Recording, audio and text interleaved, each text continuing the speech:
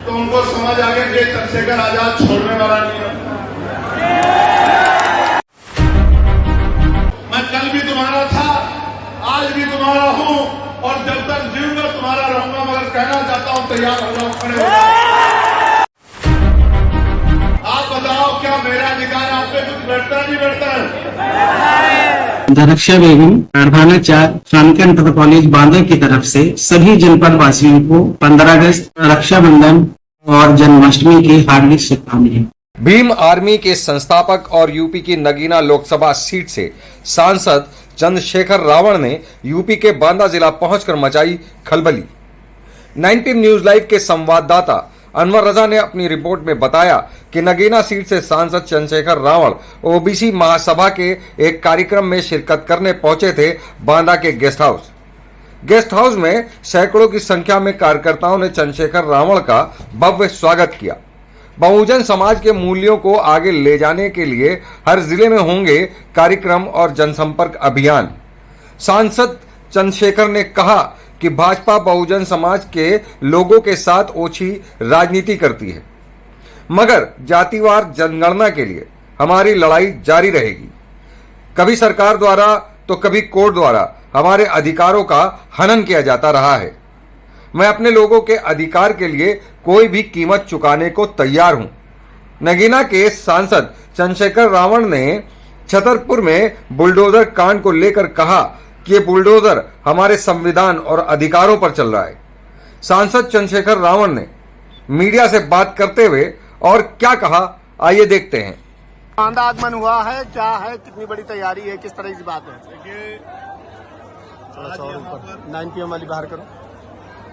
महामना रामसु वर्मा जी और पीपी मंडल जी की जयंती पे जो सम्मेलन रखा गया था, जिसका नारा है कि जातिवार जनगणना कराओ, अब हमने तय कर लिया है जी कि अब हम अपने लोगों को जगाने के लिए जमीन पर गांव में उतरेंगे जी जी और हर जिले में जाके जातिवार जनगणना होनी चाहिए और संख्या के आधार पर आरक्षण बढ़ाना चाहिए। हमने पिछले लंबे समय से देखा है कि कभी सरकार द्वारा कभी कोर्ट द्वारा हमारे हितों को लूटने का प्रयास किया जा रहा है। अब बाबा साहब अम्बेडकर और महान पुरुषों की कृपा से, महामना रामसु वर्मा जी हो या अन्य महापुरुष हों, राष्ट्रपिता ज्योतिबा फुले, छत्रपति साहू जी महाराज हों, अब हम लोग पढ़ने लिखने लगे, तो दो दुश्मन को भी समझने लगे हैं और जो कानून हमारे खिलाफ बन रहे हैं, जो पॉलिसी हमारे खिलाफ बन रही है, उनको भी समझने लगे हैं।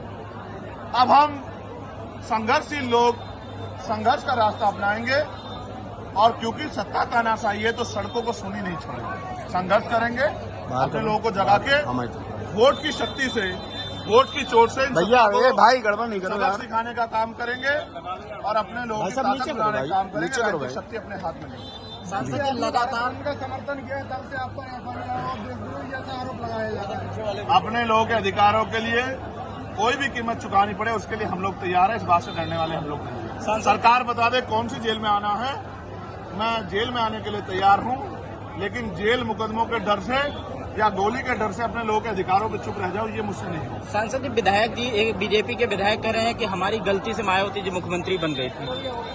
ठीक है, अगर आपकी गलती से बनी है तो अब आप तैयार हो जाओ। हम अपनी गलती अपने लोगों को समझा के, अपनी गलती सुधरवा के आपको केंद्र और उत्तर प्रदेश की सत्ता से उखाड़ के फेंकेंगे। बीजेपी ने अभी तक उस विधायक पर कोई कार्रवाई नहीं की है। क्या लगता है कि पूरी भाजपा का ये एक प्लान है? आप बेहतर जानते हैं, बीजेपी में जो भी बहुजन समाज के नेताओं को गालियां देता है, उसी को सम्मानित करके ताकत दी जाती है।